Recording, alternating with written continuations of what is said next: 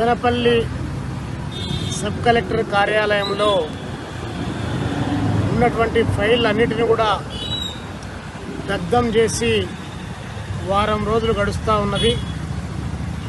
ఇది కుట్రపూరితంగానే ఉద్దేశపూర్వకంగానే తప్పులను దాయాలనేటువంటి ఉద్దేశంతోనే ఆర్టీఓ స్థాయి అధికారులు అదేవిధంగా రాజకీయ నాయకుల యొక్క ప్రమేయంతో ఈ ఫైళ్లు దగ్ధమయ్యాయని చెప్పేసి జిల్లా ప్రజానికానికి రాష్ట్ర ప్రజానికానికి కూడా పూర్తిగా అర్థమైనటువంటి విషయం.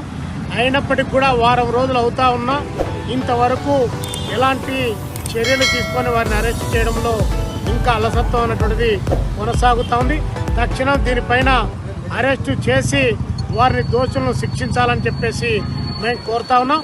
అధికారులు మాత్రమే శిక్షిస్తాం, మేము అంతవరకే మా చేత అవుతుంది అనేటువంటి పద్ధతిలో రాజకీయ వ్యవస్థ పనిచేస్తే కరెక్ట్ కాదు.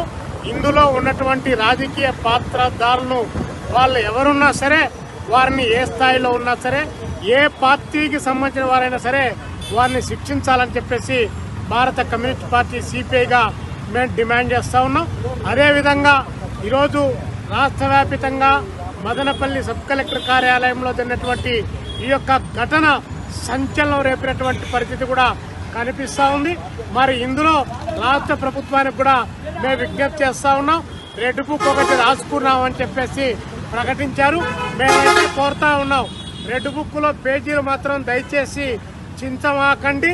అది ఏ పార్టీకి సంబంధించిన వాళ్ళైనా సరే చించద్దు.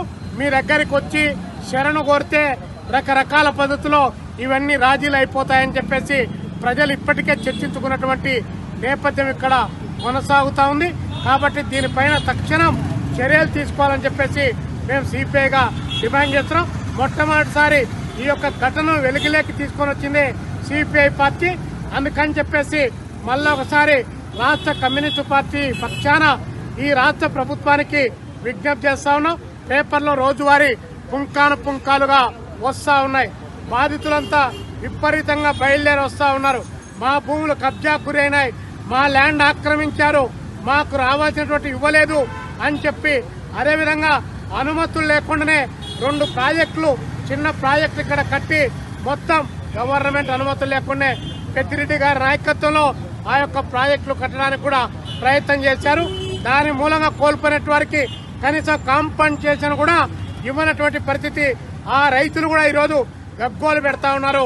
సిసోడియా గారికి దాదాపు 450 మంది ఒక్క రోజులో 4 గంటల సమయంలో వారికి అప్లికేషన్లు ఇచ్చారు. మళ్ళీ అది సరిపోదని మరొక 20 అప్లికేషన్లు అదనంగా వచ్చాయి. ఈ రోజు కూడా 60-70 మంది ఈరోజు బాధితులు వచ్చారంటే ఏ స్థాయిలో ఈ ప్రాంతంలో అవినీతి చోటు చేసుకుందో అర్థం చేసుకోవచ్చు.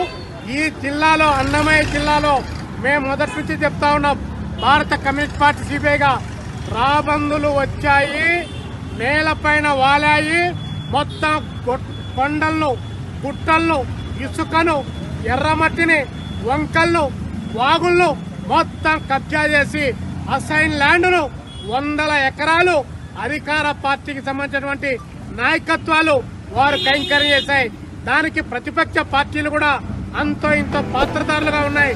ఈ పార్టీ, ఈ రోజు వచ్చినటువంటి పార్టీ, మీ దగ్గర ఉంటే ఆధారాలు ఇవ్వండి అని చెప్పి మమ్మల్ని అడిగితే కడప దగ్గర నుంచి అధికార ప్రతిపక్ష పార్టీలు చేస్తున్నటువంటి భాగోతం మేము బయట పెట్టడానికి సిద్ధంగా ఉన్నామని చెప్పేసి ఈ సందర్భంగా తెలియజేస్తూ, దోషులు ఎంతటి వారైనా సరే శిక్షించి తీరాల్సిందే, ప్రజలకు న్యాయం జరగాల్సిందే. ఈ అసైన్ భూములన్నింటినీ కూడా ప్రభుత్వం స్వాధీనం చేసుకుని ఈ ప్రాంతంలో తిరిగి దళితులకు, గిరిజనులకు, పేదలకు ఆ భూములు ఇవ్వాలని చెప్పి సిపిఐగా మేము డిమాండ్ చేస్తా ఉన్నాం.